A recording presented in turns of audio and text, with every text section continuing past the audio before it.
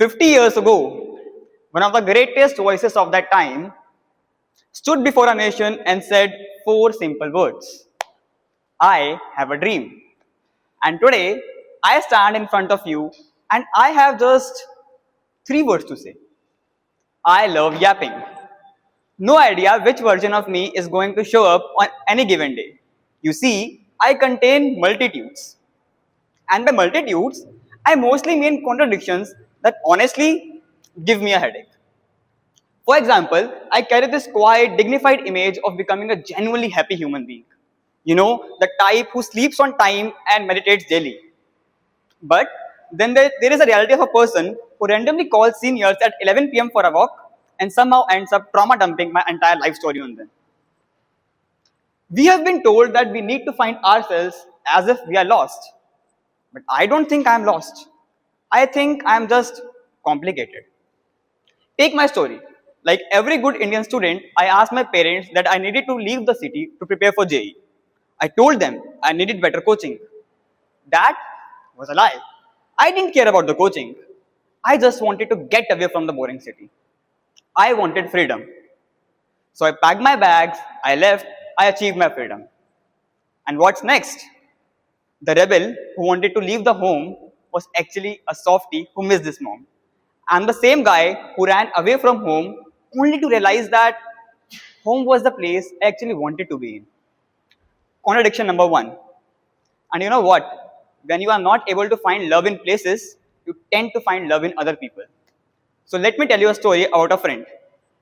Let's say her M. For a long time, everything felt right. Maybe too right. Slowly, without realizing it, my entire world began to orbit around this one person, Manya. Oops, sorry, M. My moods, my sense of stability, and whatnot. But let me tell you one thing. The thing is, when you make a person the center of your universe, you just stop noticing the amount of gravity that person carries until one day it collapses. So it didn't end quietly, it ended dramatically. It ended in raised voices, it ended in unfinished words, it ended in silence that somehow replaced the person who was almost everywhere in my life.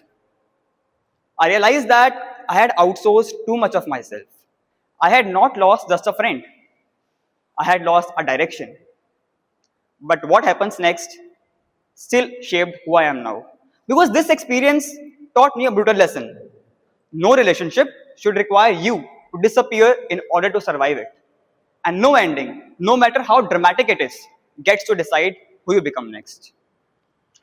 Take another friend. Let's call her Yashika. She is kind, she is beautiful, she writes handwritten letters. Who does that anymore? Right? It's beautiful. But she wants the kind of close, late night, text anytime friendship that I used to want too. My response? Distance. I'm friendly, I show up, I smile, but I keep a wall in place. I'm easy to talk to, but believe me, I'm really hard to get close to. People sometimes take my distance as arrogance. It's not pride, it's caution. I'm trying to keep people away because I just do not want them to get hurt because of my chaos. And here's the strangest part. With every new Yashika, I think I'm secretly catching for Manya again. I keep on looking for shared habit, similar kind of humor, and similar music taste as well. I'm trying to cast a new actor in an old script, and believe me, it never works. And when reality hits, I retreat back to safety. So this is me, a crowded, contradictory mess. I'm the warm, friendly guy you see on stage. That warmth is really genuine, but the panic button underneath, that is genuine too. I'm good at being friendly because being friendly, it's scripted. But friendship, it's unscripted. I'm terrified I'll miss the cue. So standing here today is my attempt to rip up that script. I realize that I have been standing like a warning sign, telling people to turn back on.